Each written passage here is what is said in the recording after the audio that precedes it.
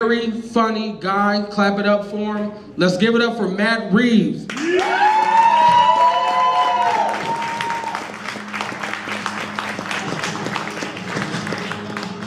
How you doing tonight, Sacramento? Good to see you. Awesome, make some noise. My name is Matt Reeves. My part-time job is I'm the Green Goblin from Spider-Man. And that kind of pays shitty, so I'm gonna go ahead and do some jokes for you. When I came onto the stage, you probably said, wow, that guy looks cool as fuck. Am I right? But I'm here to tell you, you're wrong, actually. Okay? I'm a huge dork. It's kind of a closet dork. I'm kind of ashamed of it. There are many forms of dork. Some play magic cards and some collect Star Wars figurines. I'm a bird watcher. This is true. I actually go out into the woods with binoculars around my neck, with field books and notepads, and record my observations about birds.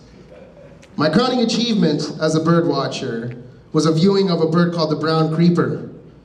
The brown creeper doesn't fly or sing, it just moves slowly up and down a tree trunk that it blends in with.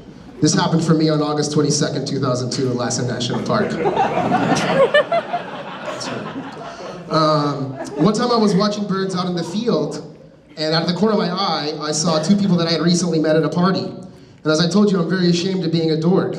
So I was like, what do I do?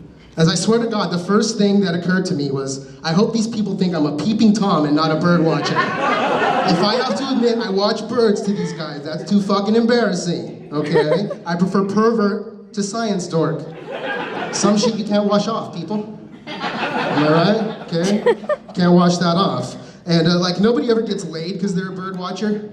You know, there's like these shows like The Big Bang Theory where there's like geeky guys paired up with hot chicks. Like that never happened to a bird watcher. I think women just naturally resist a man with binoculars around his neck. Like they're not gonna ask any further questions. They're just gonna see that guy and go, that guy's a sick fuck, I'm not having sex with him, and then that's it. That's the end of it. I was on a date one time, and it was one of those awkward first date silences, and I didn't know what to say, so I just looked into the girl's eyes and I said, one time I saw a brown creeper. And she didn't need to say anything, but her eyes said, you're never gonna touch my vagina ever. So I just keep it to myself these days. Flies are disgusting, aren't they? Yes. I think they are. I do. The other day something weird happened that made me think differently though. I was sitting in my apartment and I noticed that something flew and landed on my arm, and I went to go smash it. I thought it was a fly. I went to go smash it as any good person would. And then I looked down and I saw there was actually two flies humping on my arm. And a weird sense of like hospitality came over me. I was like, I'm not gonna smash these flies, they're fucking, man. That's rude. How'd you like to be banging your girlfriend? People bust in and start smashing shit around. Like, you know, that's rude. You don't do that, okay? And I was like, I want you flies to be comfortable. Can I like get you a pile of feces or a puddle of soda? Maybe an open container of potato salad or something? Just make yourself at home, okay? Another reason you don't smash the flies is there could be a very lovely story behind the flies. Like the male and female, they could have been friends since high school, but the male fly was kind of dorky and he had a crush on the female fly, and she didn't like him like that, but they hung out all the time. And she told him about all the flies she was dating, and he had to hear about all that shit and suffer in silence, and he never said nothing. And then finally he became really cool and handsome in college, ran into her in the supermarket, asked her out on the date, and the date is happening on my arm right now, people. Who am I to disrupt that? I'm not disrupting that. And then I thought to myself, what if the flies were gay flies? Oh man, if I knew they were gay flies at the time, I would have smashed them. And now let me explain. Like, I'm okay with gay sex, and I'm okay with fly sex, but gay fly sex is too gross for me to handle. Unless they're chicks, everybody knows. I don't do guy on guy fly, but girl on girl anything is okay. The economy's tough today, and one way that we could save costs is that when there's a traffic accident involving a party driving a minivan, they're immediately declared at fault on the spot. No fucking questions asked, right? Anybody else irritated with minivan drivers? Do you guys drive minivans? I'm gonna do this anyways. It's your fault though, right? If you got an accident, would it be your fault? Whatever. Okay, right. And so, another thing that if the cops are gonna issue the minivan driver a ticket, The fine should be doubled if they have one of those fucking white family stickers on the back of their windshield and shit. You know what I'm talking about? Have you seen these? They're like the little happy white sticker mom and the happy white sticker dad and the two white sticker kids, you know? And they're like the epitome of white douchiness, you know what I'm saying? When they have names, they're always like Mason and Tucker and Katie. You know, it's never like, you never see a family sticker like named Hector or Tyrell, you know what I'm saying? You never seen some shit like that. And so I could get behind these stickers if they were a little bit more diverse, okay? So I think there should be an alcoholic family sticker. That would feature an angry, shouting sticker dad, okay? And a crying sticker mom, crying little white sticker tears. And Mason and Tucker would be like peering out in fear from their rooms. And another sticker I think there should be is the divorced family sticker. And that would feature dad on one side and mom on the other, okay? And the kid stickers would be movable. So dad can put them on Wednesdays and every other weekends on his side.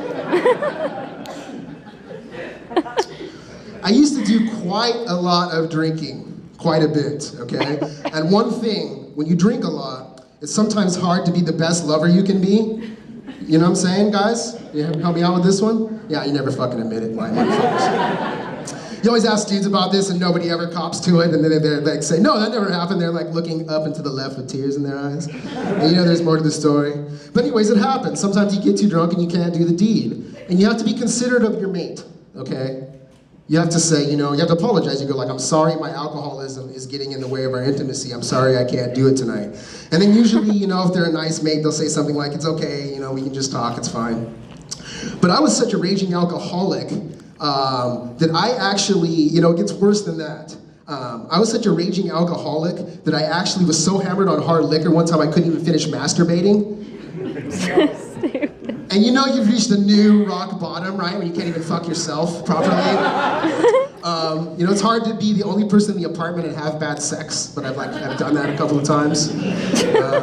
And then that's a real weird conversation too, because you don't know whether to like apologize or console yourself. So I was like to myself, I was like, sorry I couldn't have sex with us tonight, man. I don't know what happened. And then back to me, I was like, it's okay, man. It happens to every guy. Like, we don't have to do it. We can just talk. No, alcoholism is truly a terrible, terrible disease, okay? It's a disease. And if you have it, I suggest that you seek treatment, okay? But if you're gonna seek treatment, you need to seek treatment at an appropriate facility. I saw something on TV that confused me the other day, okay? It was a commercial for an alcohol treatment facility located in the Napa Valley. And I just thought to myself quietly, I was like, that's a fucking terrible idea, you guys. And the ad was like this. It's like, welcome to Serenity Acres. We're a 20-bed, state-of-the-art facility nestled in the heart of the Napa Valley. We feature a full staff of trained and compassionate technicians who will attend to your every need.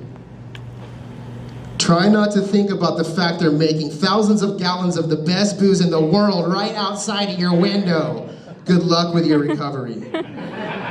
If you're gonna go to treatment, you should go to a rehab center that's not like sandwiched between vineyards. You know what I'm saying? It could pose a threat to your recovery there, I think, a little bit there.